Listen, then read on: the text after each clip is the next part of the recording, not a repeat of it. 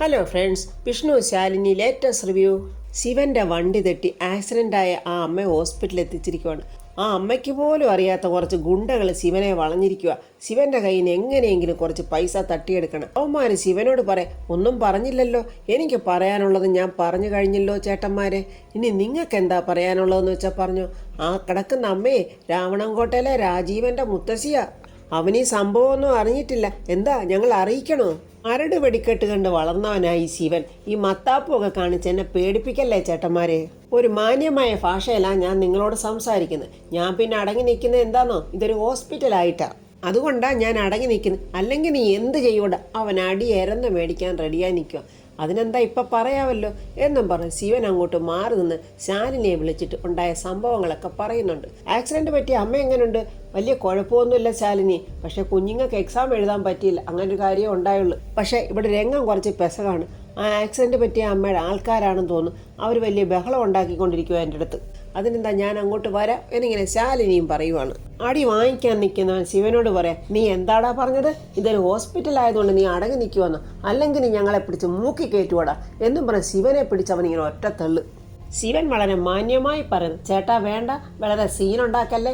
അപ്പോൾ കൂടെ വന്നവന്മാരിൽ ഒരുത്തം പറയാം, ഞങ്ങൾ സീനുണ്ടാക്കാൻ തന്നെ കൽപ്പിച്ചു കൂട്ടിയാണ് ഇങ്ങോട്ട് വന്നിരിക്കുന്നത്. വേറൊരു പൊണ്ണത്തനിയൻ അങ്ങോട്ട് വന്ന് പറയുന്നു, ഇവനെ വാക്കുകൊണ്ട് പറഞ്ഞാലൊന്നും ശരിയാകില്ലെന്ന് തോന്നുന്നു, ഇവനെ കൈകൊണ്ട് തന്നെ നമുക്ക് പെരുമാറാം എന്നിങ്ങനെ പറഞ്ഞ് ശിവനെ ഇങ്ങനെ പിടിക്കുന്ന സമയത്ത് അവിടുത്തെ സർജൻ കാണുന്നുണ്ട്. അയ്യോ, ഇത് മഹേന്ദ്രൻ സാറിൻ്റെ മോൻ ശിവനല്ലേ? ഡോക്ടർ ഓടി അങ്ങോട്ട് വരുക. എന്താ ഇവിടെ നിർത്താനല്ലേ നിങ്ങളോട് പറഞ്ഞു, നിങ്ങൾക്ക് എന്താ വേണ്ടത്? ഡോക്ടറെ, ഇവനൊരു പാവ സ്ത്രീയെ വണ്ടി കൊണ്ടുവന്ന് ഇടിച്ച്, അത് ഞങ്ങൾ ചോദിച്ചാൽ ഇവന് ഞങ്ങളെ തല്ലണമെന്ന്. എന്നാൽ പിന്നെ ഇത് അറിഞ്ഞിട്ട് തന്നെ കാര്യം, ഇവനെ ഞങ്ങളിന്ന് ഇവിടിട്ട് തീർക്കും. വേണ്ട അതുപോലെ ഡോക്ടറെ പിടിച്ച് മാറ്റുക. എന്നിട്ട് ഡോക്ടർ പെട്ടെന്ന് മാറി നിന്ന് മഹേന്ദ്രനെ വിളിക്കുക. ശിവൻ ഇവിടെ ഹോസ്പിറ്റലിൽ ഒരു ആക്സിഡൻറ്റുമായിട്ട് വന്നിട്ടുണ്ട്, ഇവിടെ കുറച്ച് പ്രശ്നമുണ്ട്. ആ ആക്സിഡൻറ്റുകാരുമായിട്ട് ശിവൻ വഴക്കുണ്ടാക്കുന്നത് മഹേന്ദ്രൻ അറിയാവുന്നതല്ലേ, ശിവൻ്റെ ഹാർട്ട് ഓപ്പറേഷൻ നടത്തിയിരിക്കുന്നത്. അപ്പോൾ എന്തെങ്കിലും സംഭവിച്ചാൽ എന്താവും, നമ്മൾ തന്നെയല്ലേ സൂക്ഷിക്കേണ്ടത് എന്നൊക്കെ പറയുമ്പോൾ മഹേന്ദ്രൻ പറയാം, അതിനെന്താ ഡോക്ടറെ, ഞാൻ അങ്ങോട്ട് വരുക. ഡോക്ടർ എന്നിട്ട് ആ വഴക്കാളന്മാരോട് പറയുക, നിങ്ങൾ വഴക്കൊന്നും ഇവിടെ ഉണ്ടാക്കാതെ എല്ലാത്തിനും ഒരു പരിഹാരം ഉണ്ടാക്കാം. ഡോക്ടറെ, പരിഹാരമൊക്കെ ഉണ്ടാക്കുന്നത് ശരി, ഇതിനൊരു തീരുമാനം ഉണ്ടാക്കിയിട്ടേ ഞങ്ങൾ ഇവനെ ഇവിടെ നിന്ന് വിടത്തുള്ളൂ. സത്യാമ്മയുടെ വീട്ടിലാണെങ്കിൽ പിള്ളച്ചേട്ടൻ നാണ്ട എല്ലാവരെയും ബ്രെയിൻ വാഷ് ചെയ്യുക. സത്യാമ്മയും രാഘവേട്ടനും ഇങ്ങനെ അതെല്ലാം കേൾക്കുക. എൻ്റെ വകയിലും ഒരു അമ്മാവനുണ്ടായിരുന്നു, എന്ത് പറഞ്ഞാലും കുഴപ്പമാണ്, വാ തുറന്ന് എന്തെങ്കിലും പറഞ്ഞാൽ അതുപോലെ സംഭവിച്ചിരിക്കും. അവിടെ ഒരു മാവ് നിറച്ചെടുക്കാൻ വയ്യാതെ പൂത്ത് കായ്ച്ച്, അത് കണ്ടോണ്ടാണ് ഈ അമ്മാവൻ പറഞ്ഞ്, ആ ഇതിനകത്ത് കുറച്ച് കായുണ്ടല്ലോ എന്ന്. ഇത്രയും പറഞ്ഞതേ ഉള്ളൂ, ആ മാവിൻ്റെ കമ്പ് ഒടിഞ്ഞ് താഴെ വീണ് പിന്നെ ആ മാവൊട്ട് പൂത്തിട്ടുമില്ല, കായ്ച്ചിട്ടുമില്ല. ചുമ്മാതാണോ ചിലരൊക്കെ പറയുന്നത്, ചിലരെ കണി കണ്ടുകൊണ്ട് പോയാൽ പച്ച വെള്ളം കിട്ടത്തില്ലെന്ന്? ഇതെല്ലാം അന്ധവിശ്വാസമാണെന്ന് ചിലരൊക്കെ പറയും. പക്ഷെ അവനവൻ്റെ ജീവിതത്തിൽ ഇതൊക്കെ സംഭവിക്കുമ്പോൾ അവരവരൊക്കെ ശ്രദ്ധിക്കുകയും ചെയ്യും, പിന്നെ അതുപോലെ സൂക്ഷിക്കുകയും ചെയ്യും. എന്നും വെച്ച് രാഘവൻ സാറേ, ഈ ശാരിയുടെ കൊച്ചു കാരണം ലോകം അവസാനിക്കാൻ പോകുന്നൊന്നും അല്ല ഞാൻ പറഞ്ഞത്. ചിന്തിച്ചു നോക്കുമ്പോൾ ചിലതൊക്കെ നമ്മൾ തന്നെ അങ്ങ് വിശ്വസിച്ചു പോകും. അമ്മാതിരി കാര്യങ്ങളൊക്കെ അല്ലേ ഈ കൊച്ചിവിടെ വന്നതിന് ശേഷം സംഭവിച്ചിരിക്കുന്നതൊക്കെ. അപ്പോഴങ്ങോട്ട് കമലൻ്റെ ഓട്ടോറിക്ഷ വരുന്നുണ്ട്. ഓട്ടോറിക്ഷയിൽ നിന്ന് സത്യയും പപ്പിയും ഇറങ്ങി വരുക. അല്ല, കുട്ടികളെന്താ ഇപ്പോഴും ഇങ്ങോട്ടേക്ക് വരുന്നത്? ഇന്ന് സ്കൂളില്ലയോ? പഠിത്തമില്ലെന്നാരും പറഞ്ഞില്ലല്ലോ. പഠിത്തമല്ല രാഘവേട്ട, അവർക്ക് പരീക്ഷയായിന്ന്. സത്യയോടും പപ്പിയോടും സത്യാമ്മ ചോദിക്കും, ഇത് എന്ത് പറ്റി മക്കളെ, ഇന്ന് സ്കൂളില്ലേ? അയ്യോ ഒന്നും പറയണ്ട സത്യാമ്മ, ഇന്ന് പരീക്ഷ എഴുതാൻ പറ്റിയില്ല. അയ്യോ അതെന്ത് പറ്റി? എടാ കമല, നീ എന്താ ഇവരെ ഇങ്ങോട്ട് കൊണ്ടുവന്നത്? രാഘവേട്ടൻ ചോദിക്കും. എടാ കമല, വിഷ്ണു എന്തിയാടാ? അതെ, വിഷ്ണു ആശാൻ്റെ ജീപ്പിനൊരു ചെറിയ ആക്സിഡൻറ്റ്. അയ്യോ ആക്സിഡൻറ്റോ? അതൊന്നുമല്ല, ഒരു തള്ള വട്ടം ചാടിയതാ. ആശാൻ അവരെയും കൊണ്ട് ഹോസ്പിറ്റലിൽ പോയിരിക്കുക. എന്നെ വിളിച്ച് പറഞ്ഞ് കുട്ടികളെ സ്കൂളിൽ കൊണ്ടാക്കാൻ. പിന്നെന്താടാ ഇവരെ സ്കൂളിൽ കൊണ്ടാക്കാൻ നീ ഇങ്ങോട്ട് കൊണ്ടുവന്നത്? അതെ, അവിടെ ചെന്നപ്പോൾ താമസിച്ച് പോയതുകൊണ്ട് അവർ പരീക്ഷ എഴുതിപ്പിച്ചില്ല കുഞ്ഞുങ്ങളെ. ഇതെല്ലാം കേട്ടോണ്ട് നിന്ന പിള്ളയുടെ കാര്യം പിന്നെ പറയാനുണ്ടോ?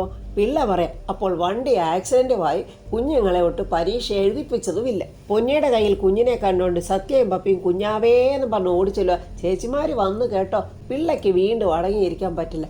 രണ്ട് കാര്യങ്ങളും നമ്മൾ പറഞ്ഞ സത്യം തന്നെ. ഞാൻ പറഞ്ഞില്ലേ, ഇതിനപ്പുറം ഇവിടെ നടക്കും. എടാ കമല, വട്ടം ചാടിയ സ്ത്രീക്ക് വല്ലതും പറ്റിയോ?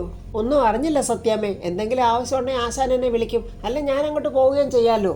പിള്ളയ്ക്ക് വീണ്ടും കൃമി കടി തുടങ്ങി. ഇപ്പോഴത്തെ ഈ വീടിൻ്റെ അവസ്ഥ വെച്ച് നോക്കുവാണെങ്കിൽ ആ തള്ള തട്ടിപ്പോകാനാ ചാൻസ്. രാഘവട്ടന് ദേഷ്യം വരും. എടോ പിള്ളേ, താൻ ആവശ്യമില്ലാത്തൊന്നും പറയല്ലേ, എൻ്റെ ചെക്കനാ വണ്ടി ഓടിച്ചിരുന്നത്. തൻ്റെ കരുനാക്ക് വളച്ചൊന്നും പറഞ്ഞു പോയേക്കരുത്. ഫാമേ, നീ വിഷ്ണുവിനെ ഒന്ന് വിളിച്ചു നോക്കിക്കേ, എന്താണെന്ന് നമുക്ക് അറിയണമല്ലോ. സത്യാമ്മ അങ്ങനെ ശിവനെ വിളിക്കുന്നുണ്ട്. സത്യമോള് കുഞ്ഞിനോട് പറയാം, വേണ്ടേ നീ ചേച്ചിയുടെ പാവാടെ മൂത്രം ഒഴിച്ചത് കൊണ്ടാ ഞങ്ങൾക്കിന്ന് പരീക്ഷ എഴുതാൻ പറ്റാതെ പോയത്. ഇനി ഞങ്ങളെങ്ങാനും തോറ്റുപോയാൽ കുഞ്ഞാവയാ ഇതിന് കാരണം. ശിവൻ ആരാണെന്നറിയാതെ ശിവനെ വളഞ്ഞിരിക്കുന്ന ആ ഗുണ്ട പറയുക, എടാ നീ ഒന്നും പറയണ്ട, ആ സ്ത്രീക്കും കുടുംബത്തിനും കഴിഞ്ഞു പോകാനുള്ള 6 മാസത്തേക്ക് ചെലവിന് നീ കൊടുക്കണം. 6 മാസത്തേക്കുള്ള ചെലവിന്? അതിനാ അമ്മയ്ക്ക് പ്രത്യേകിച്ചൊന്നും പറ്റിയിട്ടില്ലല്ലോ. ചെറിയ ഒരു മുറിവ്, അത് ഡോക്ടർ നോക്കി തന്നെ മരുന്ന് വെച്ച് കെട്ടി. പിന്നെ അവർക്ക് വേണ്ട മരുന്ന് ഞാൻ വാങ്ങി കൊടുത്തിട്ടുണ്ട്. നീ ഞങ്ങൾ പറയുന്നേ അങ്ങോട്ട് കേട്ടാൽ മതി, ഇങ്ങോട്ടൊന്നും എഴുന്നള്ളിക്കാൻ നിൽക്കണ്ട. എന്നാൽ ചുമ്മാതെ പണമൊന്നും തരാൻ എന്നെ കൊണ്ട് പറ്റത്തില്ല. അതിന് പോയി വേറെ ആളെ നോക്ക് എന്നും പറഞ്ഞ് ശിവൻ അങ്ങോട്ട് പോകാനിരുമ്പോൾ അവന്മാർ ശിവൻ്റെ ഷർട്ടിൻ്റെ കോളറെ പിടിച്ചവിടെ നിർത്തുക. ആ സമയത്ത് മഹേന്ദ്രൻ്റെ കാർ അങ്ങോട്ട് വരുന്നു. മഹേന്ദ്രൻ ഇത് കാണുന്നുണ്ട്. എന്താ ഇവിടെ പ്രശ്നം എന്ന് ചോദിച്ചുകൊണ്ടാണ് മഹേന്ദ്രൻ വരുന്നത്. സാറേ, ഇയാളുടെ വണ്ടിയുണ്ടല്ലോ ഒരു പ്രായമായ സ്ത്രീയുടെ ദേഹത്ത് തട്ടി. മഹേന്ദ്രൻ ശിവനെ നോക്കുന്നുണ്ട്. അവന്മാർ പറയാം, സാറേ ഞങ്ങൾക്ക് നഷ്ടപരിഹാരം തന്നേ പറ്റൂ. മഹേന്ദ്രൻ അത് കേട്ടിട്ട് പറയും, ഇവൻ എൻ്റെ മകന്, നിങ്ങൾക്ക് എന്ത് നഷ്ടമുണ്ടായാലും നഷ്ടപരിഹാരം ഞാൻ നിങ്ങൾ തന്നേക്കാം. അങ്ങനെ എന്തെങ്കിലും നഷ്ടപരിഹാരം തന്ന് ഒതുക്കാന്ന് വിചാരിക്കണ്ട, ഞങ്ങളുടെ ലീഡർ ഇങ്ങോട്ട് വരട്ടെ, എന്നിട്ട് നമുക്ക് സംസാരിക്കാം. എങ്കിൽ ലീഡർ ആര് വന്നാലും ഒരു മര്യാദയൊക്കെ ഉണ്ടല്ലോ. സാറേ, ഞങ്ങളുടെ ലീഡറെ ഞങ്ങളെപ്പോലെ ക്ഷമയുള്ള ആളാണെന്നൊന്നും വിചാരിക്കല്ലേ. ചിലപ്പോഴേ പറച്ചിലൊന്നും ഉണ്ടായെന്ന് വരില്ല. മഹേന്ദ്രനെയോ ശിവനെയോ അറിയാത്തവന്മാരാണിവർ. അപ്പോൾ ഒരു ബൈക്കിൽ 2 പേര് വരുന്നുണ്ട്. അതിലൊരുത്തനാണെന്ന് തോന്നുന്നു ഇവരുടെ ലീഡർ വന്നതും ഗുണ്ടകൾക്കൊക്കെ സന്തോഷമായി. സാറേ, താണ്ട് ഇവനാണ് ആള്, വണ്ടി കൊണ്ടുവന്ന് ഇടിച്ചതും പോരാഞ്ഞിട്ട്. അപ്പോഴേക്കും ലീഡർക്ക് മനസ്സിലായി മഹേന്ദ്രനെയും ശിവനെയും. അയ്യോ, സാറിന്റെ കേസായിരുന്നോ? അതെ ശിശുപാലെ, ഇവനെ ചെറിയൊരു അബദ്ധം പറ്റിയതാ. അങ്ങനെ പീക്രി ഗുണ്ടകളോട് വന്ന നേതാവ് പറയാ, ഇതേ നമ്മുടെ ആളാ സാറേ, ഇതൊക്കെ ഞാൻ പറഞ്ഞ് മനസ്സിലാക്കിക്കോളാം എന്ന് മഹേന്ദ്രനോടും പറയുന്നുണ്ട്. സാറിങ്ങോട്ട് വന്നേ എന്നും പറഞ്ഞ് ലീഡർ മഹേന്ദ്രനെ വിളിച്ചുകൊണ്ട് അകത്തോട്ട് പോകുന്നുണ്ട്. 10 പുത്തൻ തടയുമെന്നും പറഞ്ഞ് നിന്നവന്മാരൊക്കെ ഇങ്ങനെ അബദ്ധത്തിൽ നിൽക്കുക. അപ്പോഴേക്കും ശാലിനിയുടെ വണ്ടി അങ്ങോട്ട് വരുന്നുണ്ട്. ശാലിനി എളുപ്പം വന്ന് ശിവനോട് ചോദിക്കുന്നു, ആക്സിഡൻ്റായ സ്ത്രീയെ എവിടെയാ കിടത്തിയിരിക്കുന്നത്? അകത്ത് വാർഡില്ല എന്ന് പറഞ്ഞിട്ട് ശാലിനിയും ശിവനും കൂടെ അകത്തോട്ട് പോവാം. അപ്പോൾ അവിടെ നിന്നവന്മാർ പറയുന്നുണ്ട്, കളക്ടറൊക്കെ എത്തിയിട്ടുണ്ട്. അപ്പോൾ ചില്ലറ പാർട്ടിക്കാരൊന്നും അല്ലിവർ. ശാലിനിയും ശിവനും കൂടെ ആക്സിഡൻ്റായ അമ്മയെ വന്ന് കാണുക. ശാലിനി പറയാം, ഞാൻ ഇവിടുത്തെ കളക്ടർ, എന്താണ് സംഭവിച്ചത്? അയ്യോ സാറേ, എൻ്റെ അശ്രദ്ധ കൊണ്ടാണ് അപകടം ഉണ്ടായത്. ഞാൻ ശ്രദ്ധിക്കാതെ റോഡ് മുറിച്ച് കടന്നതുകൊണ്ടാണ് വണ്ടി വന്ന് ഇടിച്ചത്. ഈ മോൻ്റെ കയ്യിൽ ഒരു തെറ്റുമില്ല. ഇത് മഹേന്ദ്രൻ കേട്ടോണ്ട് അങ്ങോട്ട് വരിക. മഹേന്ദ്രൻ അങ്ങോട്ട് വന്നിട്ട് ശിവനോട് പറയാം, നിനക്കിതിനു മുമ്പ് നെഞ്ചുവേദന വന്നിട്ടേ ഓപ്പറേഷൻ ചെയ്ത കാര്യമൊക്കെ നിനക്ക് ഓർമ്മയുണ്ടല്ലോ. നിന്നോടുള്ള സ്നേഹക്കൂടുതൽ കൊണ്ടൊന്നും അല്ല ഞാനിങ്ങോട്ട് ഓടിപ്പടച്ച് വന്നത്. എൻ്റെ മകളിപ്പം നിന്റെ സംരക്ഷണയിലാണല്ലോ എന്ന് ഓർത്തിട്ടാ. നീ കുഴപ്പം വല്ലതും ഉണ്ടാക്കിയാലേ എൻ്റെ മോൾ അനാഥയാകാൻ പാടില്ലല്ലോ. അപ്പോഴാ ഡോക്ടർ അങ്ങോട്ട് വന്നിട്ട്, മഹേന്ദ്രൻ സാറേ, എനിക്ക് ചില കാര്യങ്ങൾ പറയാനുണ്ട് എന്നും പറഞ്ഞ് മഹേന്ദ്രനെ വിളിച്ചോണ്ട് പോവാ. ശാലിനിക്ക് പെട്ടെന്ന് മനസ്സിലൊരു ഡൗട്ട്. ശിവന് നെഞ്ചുവേദന വന്നൊന്ന് ഓപ്പറേഷൻ ചെയ്തെന്നൊക്കെ പറയുന്നല്ലോ. അപ്പോൾ എന്തായിരിക്കും അവർ പറയുന്ന എന്താണെന്ന് അറിഞ്ഞിട്ട് തന്നെ കാര്യമൊന്ന് മനസ്സിലാക്കിക്കൊണ്ട് ശാലിനി അവിടെ പോയി നിന്ന് കേൾക്കുന്നുണ്ട് അവർ പറയുന്നത്. ശിവന്റെ കാര്യത്തിൽ നല്ല ശ്രദ്ധ വേണമെന്ന് ഞാൻ മഹേന്ദ്രൻ സാറിനോട് പറഞ്ഞതല്ലേ. അവൻ്റെ ശരീരത്തിരിക്കുന്ന മറ്റൊരാളുടെ ഹൃദയമാണ്. അത് കേട്ടതും ശാലിനി അങ്ങ് ഞെട്ടിപ്പോയി. പെട്ടെന്ന് ശാലിനി ആ സംഭവം ഓർക്കുക. സത്യമോളെയും പപ്പിമോളെയും കൊണ്ട് വിഷ്ണുവിന് ബലിയിടിക്കാനായിട്ട് പോകുമ്പോൾ പെട്ടെന്ന് ശിവന് നെഞ്ചുവേദന വന്ന് ശിവൻ കുഴഞ്ഞു വീണ രംഗം. മഹേന്ദ്രൻ പറയും, എനിക്ക് പറയാനല്ലേ പറ്റൂ ഡോക്ടറെ, അവന് കൊച്ചുകുട്ടിയൊന്നും അല്ലല്ലോ. എനിക്ക് ചെയ്യാൻ പറ്റുന്നതൊക്കെ ഞാൻ ചെയ്തു കഴിഞ്ഞു, ബാക്കിയൊക്കെ ഇനി വിധി പോലെ വരട്ടെ. ശാലിനി മനസ്സിൽ പറയും, അപ്പോൾ ശിവനിൽ ഇരിക്കുന്ന മറ്റാരുടെയോ ഹാർട്ടാണ്. ആ സമയത്ത് മഹേന്ദ്രന് ഒരു ഫോൺ വരുന്നുണ്ട്. മഹേന്ദ്രൻ ആ ഫോൺ അറ്റൻഡ് ചെയ്തുകൊണ്ട് പുറത്തോട്ട് പോവുകയാണ്. അപ്പോൾ ശിവന്റെ ഉള്ളിലിരിക്കുന്ന ഹാർട്ട് അത് ആരുടേതായിരിക്കും? ശാലിനിക്ക് അത് അറിഞ്ഞേ പറ്റൂ. എന്തും വരട്ടെ എന്ന് കരുതി ശാലിനി ഡോക്ടറെ എടുത്തിട്ട് വന്നിട്ട് ചോദിക്കുക, ശിവന്റെ ഹാർട്ട് മാറ്റിവെച്ചതാണോ? ഏത് ശിവൻ? ഒന്നും അറിയാത്തതുപോലെ ഡോക്ടർ അഭിനയിക്കുക. മഹേന്ദ്രന്റെ മകൻ ശിവന് ഹാർട്ട് മാറ്റി വെച്ചതാണോ എന്നാണ് ഞാൻ ചോദിച്ചത്. അയ്യോ മേഡം, എനിക്കറിയില്ല, ഞാൻ കളക്ടറാണ്, അതെനിക്കറിയാം. മേഡം ആരായാലും ഞങ്ങൾക്ക് ഞങ്ങളുടേതായ ഒരു എത്തിക്സ് ഉണ്ട്, അത് മറന്ന് ഞങ്ങൾക്കൊന്നും ചെയ്യാൻ പറ്റില്ല. എന്നാൽ നിങ്ങൾ മഹേന്ദ്രനോട് പറഞ്ഞത് ഞാൻ കേട്ടതാ. ഡോക്ടർ ഉത്തരം മുട്ടി ഇങ്ങനെ നിൽക്കുക. ശാലിനി പറയും, എനിക്കൊരൊറ്റ കാര്യം അറിഞ്ഞാൽ മതി, ആരുടെ ഹാർട്ടാണ് ശിവന് വെച്ചിരിക്കുന്നത്? ഡോക്ടർക്ക് പറയാനുള്ള ബുദ്ധിമുട്ട് കൊണ്ട് പറയുക, അയ്യോ എനിക്കതിനെക്കുറിച്ച് ഒന്നും അറിയില്ല. വേണ്ട, ഡോക്ടർക്ക് പറയാൻ ബുദ്ധിമുട്ടാണെങ്കിൽ ഡോക്ടർ പറയണ്ട, അതറിയാൻ എനിക്കെൻ്റെ വഴി നോക്കാമല്ലോ എന്നും പറഞ്ഞ് ശാലിനി അങ്ങോട്ട് മാറി നിന്ന് രേഷ്മയെ വിളിക്കുന്നുണ്ട്. പക്ഷേ രേഷ്മയെ ഫോണിൽ കിട്ടാത്തതുകൊണ്ട് ശാലിനി രേഷ്മയ്ക്കൊരു മെസ്സേജ് ഇടുകയാണ്. ആ ആക്സിഡൻറ്റ് പറ്റിയ അമ്മയുടെ അടുത്ത് നിന്ന് ശിവൻ സമാധാനിപ്പിക്കുക, പേടിക്കണ്ട, എന്ത് സഹായത്തിന് ഞാനുണ്ടാവും. ഇവിടുന്ന് ഡിസ്ചാർജ് ആയാൽ പോയാലും എന്താവശ്യം ഉണ്ടെങ്കിലും എന്നെ വിളിച്ചാൽ മതി. അമ്മയുടെ എൻ്റെ ഫോൺ നമ്പർ ഉണ്ടല്ലോ. ഉണ്ട് മോനെ. ശാലിനിയുടെ മനസ്സിലെ സംശയം ബലപ്പെട്ട് കഴിഞ്ഞ് ശിവനെ നോക്കുമ്പോൾ ശാലിനിക്ക് എന്തൊക്കെയോ ഒരു പ്രത്യേകത തോന്നുന്നുണ്ട്. ആ അമ്മയോട് ശിവന്റെ വർത്തമാനമൊക്കെ കാണുമ്പോൾ വിഷ്ണു കാണിക്കുന്ന ആ സ്വഭാവമാണ് ശാലിനിക്ക് ശിവനിൽ കാണാൻ പറ്റുന്നത്. ശാലിനി കണ്ണുവെട്ടാതെ ശിവനെ തന്നെ ഇങ്ങനെ നോക്കുവാണ്. അപ്പോഴും ആ സംഭവം ഓർക്കുവാണ്. അന്ന് ബലിതർപ്പണത്തിന് പോയപ്പോൾ ശിവൻ കുഴഞ്ഞു വീണത്. അതാണ് ശാലിനിയുടെ മനസ്സിൽ ഓടിയെത്തുന്നത്. ഈ സമയത്താണെങ്കിൽ ശാന്ത കുഞ്ഞിനെ ഉറക്കി ഇങ്ങനെ കൈ കൊണ്ട് നടക്കുക. ശാന്ത ആകെ കൺഫ്യൂഷനില്ല.